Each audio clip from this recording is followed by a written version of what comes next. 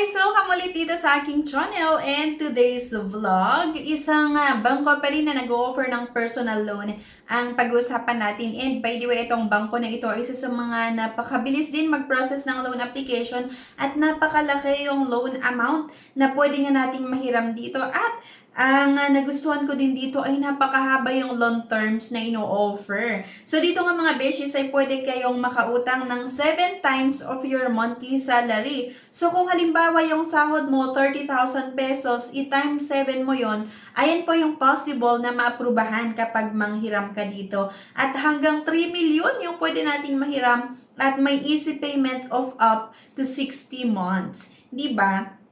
And yun nga, loan is subject to bank pero syempre, lahat ng mga utangan natin ay subject pa rin ito sa bank final evaluation and approval. So dito nga mga beshies, syempre, same with other loan app, may mga kailangan tayong tandaan. Kailangan nating malaman yung eligibility criteria at yung requirements para makautang. Pero bago yon, kung ngayon ka lang dito sa aking YouTube channel, may good news nga po ako kasi every Saturday, namimili po ako ng 3 na mabibigyan ng cash at every 25th of the month, ako din po ay nagpapag-giveaway ng cellphone.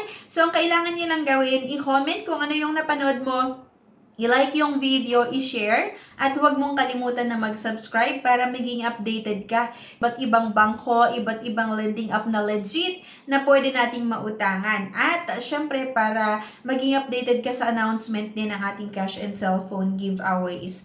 So, let's get back to the topic. And here nga mga beshies, personal cash loan na ino-offer ng East West Bank. Ito ang share ko nga sa inyo.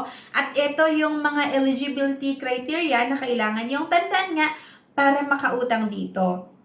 So, ang pwede nga lang na makihiram dito ay yung mga Filipino citizen or foreign national permanently residing in the Philippines. So, dapat po andito sa Pilipinas. Kasi minsan may nagtatanong sa akin na nasa ibang bansa nagtatrabaho, tapos tinatanong kung pwede daw makapag-personal loan dito sa East West Bank. So, malinaw po dito sa eligibility criteria na be a Filipino citizen or foreign national permanently residing nga dito sa Pilipinas. At yung edad po, at least 21 years old during application and not more than 65 years old upon loan maturity.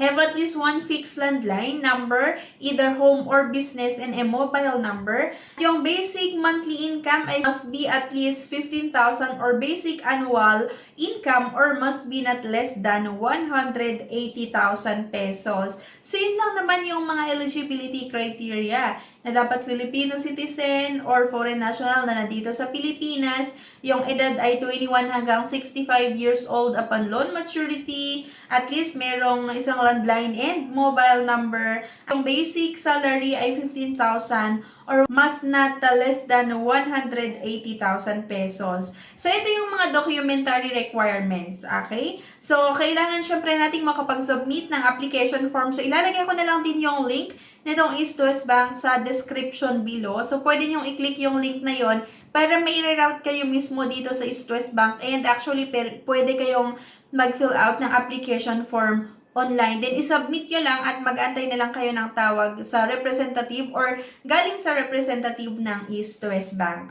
Photocopy of at least one valid digitized photo-bearing and signature-bearing IDs issued in the Philippines. Kailangan nating masagutan nga yung application form, makapag-submit ng isang valid government ID front and back po yan ha, at laging may 3 specimen signature. Ito yung mga ID na tinatanggap, pwede yung driver's license, Philippine passport, professional regulation commission, or yung PRC ID, yung SSS ID, BIR ID, yung Voters ID, Integrated Bar of the Philippines ID, yung Unified SSS or GSIS, and TIN ID, yung company ID issued by the private entities or institution registered with or supervised or regulated either by the BSP or Bangko Sentral ng Pilipinas or sa SEC, Securities and Exchange Commission or IC may also be submitted. At para naman sa mga foreign nationals, any of the following proof of residence, alien certificate of registration,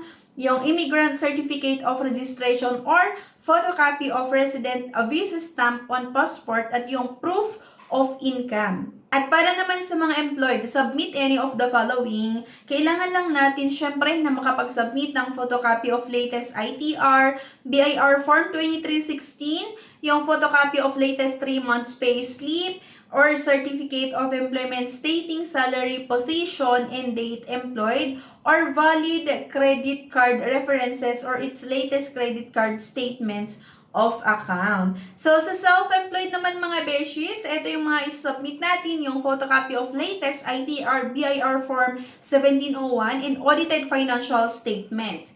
Yung DTI registration certificate, syempre para sa mga sole proprietorship at Securities and Exchange Commission Certificate naman para sa mga partnership and corporation. Business permit, dapat lang naman na meron tayong business permit kapag meron tayong business, yung valid credit card references or its latest credit card statements of account. Other documents may be required for further verification such as mayor's permit. All documents submitted presented must be under the name of the applicant. Correct spelling required, include suffix if applicable. Ayun nga mga beshies, napakabilis lang din naman talaga, lalong-lalo yung employed, di ba? Kapag employed ka, ang kailangan mo lang isubmit, syempre, ay yung application form, yung isang valid government ID, front and back with 3 specimen signature, yung proof of income, pwede yung payslip or yung photocopy of ITR or ITR 2316, yung certificate of employment at yung credit card natin mga beshies. And same lang din naman dito sa self-employed. So kung halimbawa mga beshies na aprubahan ng inyong loan application dito sa East West Bank, may mga requirements syempre na kailangan yung dalhin sa bangko. So by the way, kung may kakilala kayong agent, pwede kayong mag-apply sa kanila or mag-submit ng requirements nyo through agent. Pero lagi ko nga sinasabi na kapag agent kayo nag-apply, ay wala po itong bayad, wala pong service fee or processing fee. Kaya kung merong agent na kunwari mag-a-assist sa inyo, then hihingan kayo ng bayad or service fee, ay hindi po yun totoo or scam po. Kasi nga, wala pong bayad ang pag-apply sa mga agent. Kasi once na aprubahan yung loan application ng borrower, magkakaroon naman ng commission yung agent. Kaya dapat hindi sila nang hihingi sa inyo ng paunang bayad. Kaya nga, palagi akong sinasabi na kapag uutang kayo at may agent na mag-assist sa inyo, pero hihingan kayo ng pera ay hindi po yung totoo sa pong scam yan. Okay? So, wala pong service fee or wala pong paunang processing fee kapag sa agent tayo mag-apply. Ang ginagawa lang ng agent ay i-gather yung mga requirements nyo, then i-submit sa bangko at lahat ng process sa bangko na gagawin. Si bangko na rin yung mag-inform sa inyo kung ano na yung status ng inyong loan application. Okay? So, ito na nga, kapag na-aprubahan ng inyong loan application, ito yung mga kailangan nating i-submit. Yung original copy of documents submitted to be presented only. Kapag na-aprubahan kasi ang inyong loan application, kailangan yung pumunta mismo sa nearest branch ng bangko na in-applyan mo. Kasi doon nyo po kukunin yung loan proceeds at kailangan yung pumunta doon para magpirma or doon din mag-sign na, okay? Doon sa kontrata. Requirements upon loan release, kailangan nga nating ipakita yung original copy. Pero huwag kayong mag-alala kasi hindi naman kukunin ni bangko yung original copy. Bali, i-compare lang nila mga beshes yung hawak-hawak mo, original copy doon sa sinubmit mo na photocopy. So, kung tingin nila okay naman magkatugma lahat, so i-release nila agad-agad yung loan proceeds. Pero, kung yung sinubmit mo mga beshies na photocopy ay medyo iba doon sa original copy na hawak-hawak mo, possible na pera na nga naging bato pa, hindi mo pa makukuha yung loan proceeds. So may case kasi na ganyan, may na-experience ako before, isang client na nagtatanong ano daw yung kailangan niyang gawin, yung dapat niyang gawin kasi nga pumunta siya sa bangko, merong problema doon sa nasubmit niya na payslip. Doon sa Xerox copy kasi, medyo naiba yung position. So, bali ang nangyari pala, parang na-edit yung payslip sa Word, di ba? Tapos, nung isubmit niya yung original copy, medyo magkaiba. Diba? Na iba-iba yung... Kaya talagang hindi ni-release yung loan proceeds. So, after isang araw, 2 araw pa bago ma-release ulit yung loan proceeds. Kaya dapat po talaga tugma lahat yung original copy at dun sa Xerox copy na nasubmit natin. So yun na nga, original copy of document submitted to be presented only. 2 valid IDs, 1 to be presented to the East-West Personal Loan na Releasing Unit as ID verification, at 1 to be presented to the lobby guard of the building. Number 3, original signed application form. At number 4, yung post-dated check, fully accomplished and signed. Kindly ensure that the PDCs that you will issue have no erasures, correction, and or alteration. Okay? So, kung gusto niyo naman daw ipa-deliver, so meron din naman requirements for delivery and credit to account option. Photocopy of 1 valid ID submitted upon initial application with 3 specimen signature. Original copy of document submitted to be presented only at yung post-dated checked.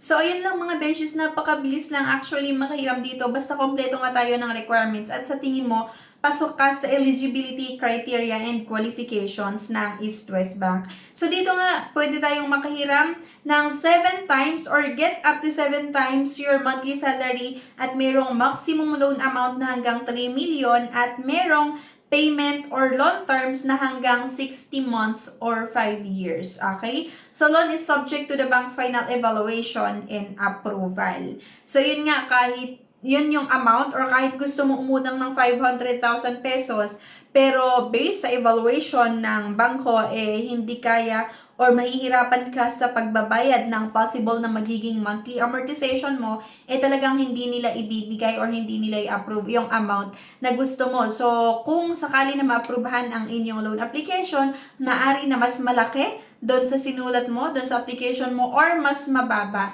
So, sabi ko nga, kahit yun yung amount na gusto mo, pero subject pa rin sa bank policy and evaluation. Okay? So, yan lang anyway. Thank you for watching. Please don't forget to click the subscribe button. Sana i-like nyo din po yung video at huwag nyo kalimutan na i-share. Thank you and see you on my next video.